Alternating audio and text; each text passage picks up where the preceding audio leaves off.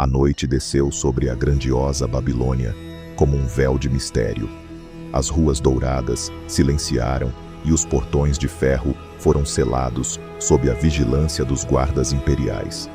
Porém, mesmo envolto pelas riquezas e muralhas do império mais poderoso da terra, o rei Nabucodonosor não encontrou paz.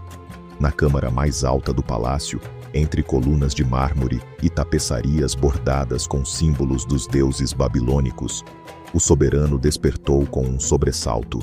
Seu peito arfava, os olhos buscavam algo no escuro, mas tudo o que restava era uma sensação avassaladora de inquietação.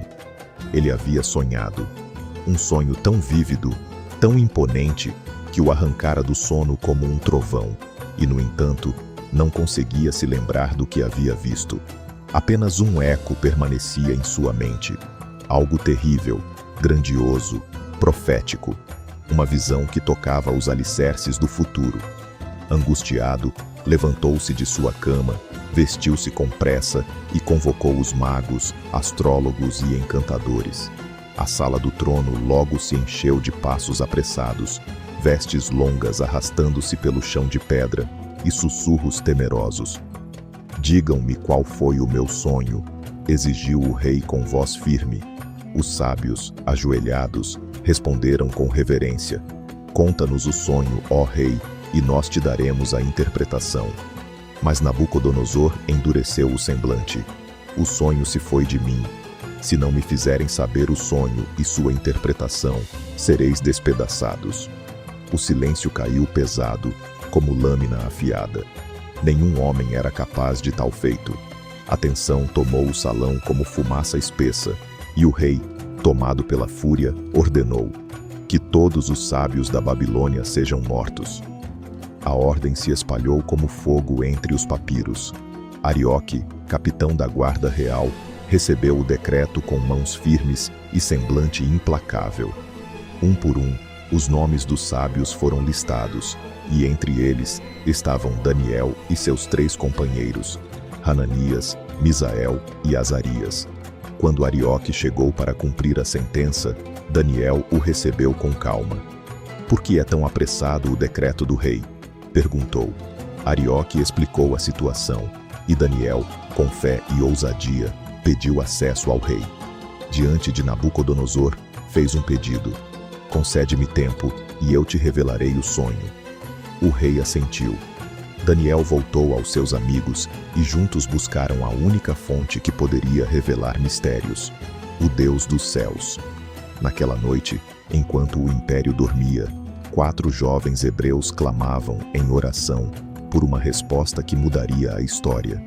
E enquanto as sombras da madrugada ainda cobriam os jardins suspensos e os zigurates adormecidos de Babilônia, algo extraordinário acontecia longe dos olhos dos homens. No interior de uma câmara simples, não adornada por ouro ou prata, mas preenchida por fé e esperança, Daniel e seus companheiros oravam com fervor. Não havia alarde, nem testemunhas humanas, apenas o sussurrar das vozes que rompiam o silêncio da noite em busca de revelação. Era um clamor urgente, dirigido ao único Deus capaz de ver o invisível e desvendar o insondável. E então, no coração da escuridão, a resposta veio. Deus falou. Em uma visão noturna, clara como o dia, Daniel contemplou o sonho do rei. Viu a estátua, viu a pedra, viu o destino dos reinos dos homens sendo traçado pelo dedo do Eterno. Ao despertar, o jovem hebreu se ajoelhou. E ali, mesmo diante da urgência do tempo e do peso da missão, ele adorou. "Seja bendito o nome de Deus, de eternidade a eternidade", disse com voz emocionada, "porque dele é a sabedoria e o poder. Ele muda os tempos e as estações, remove reis e estabelece reis."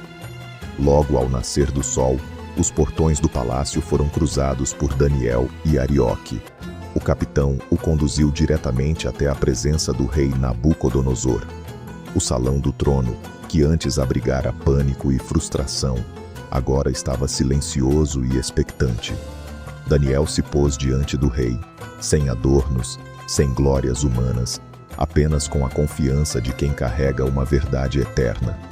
O rei o encarou com intensidade. Podes tu fazer-me saber o sonho que tive e sua interpretação? Daniel respondeu com humildade e firmeza. O mistério que o rei exige, nem sábios, nem astrólogos, nem magos podem revelar. Mas há um Deus nos céus que revela os mistérios. A tensão se desfez.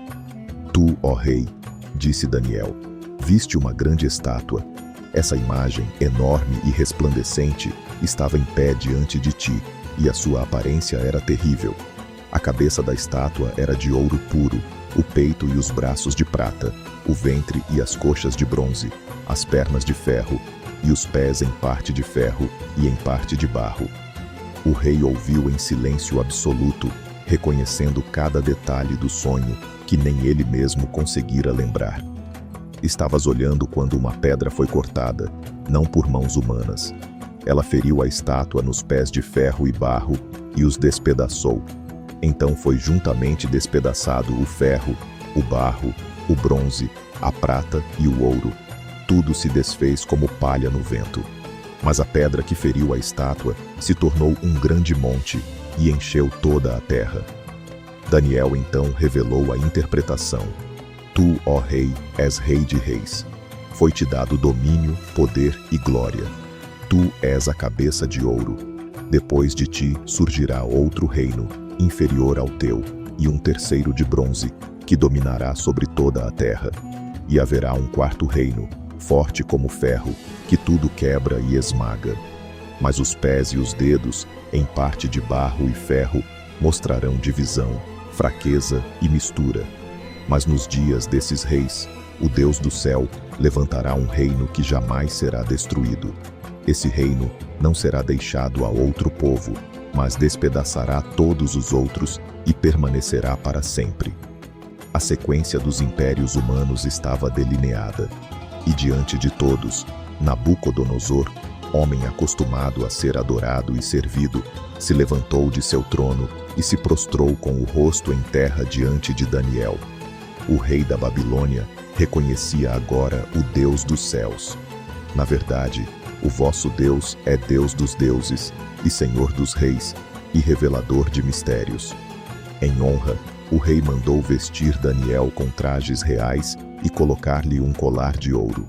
Ordenou que fosse proclamado governador de toda a província da Babilônia e chefe supremo sobre todos os sábios do império.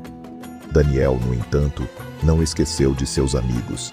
Pediu ao rei que Hananias, Misael e Azarias também fossem exaltados, e assim aconteceu. O palácio que fora palco de um decreto de morte, agora se tornava um monumento da intervenção divina. A música voltou a ecoar pelos corredores, mas algo havia mudado. O nome do Deus dos céus estava entronizado no coração da Babilônia, e a imagem da pedra, pequena, cortada sem mãos, lançada contra os pés da estátua, se expandia como visão profética e eterna.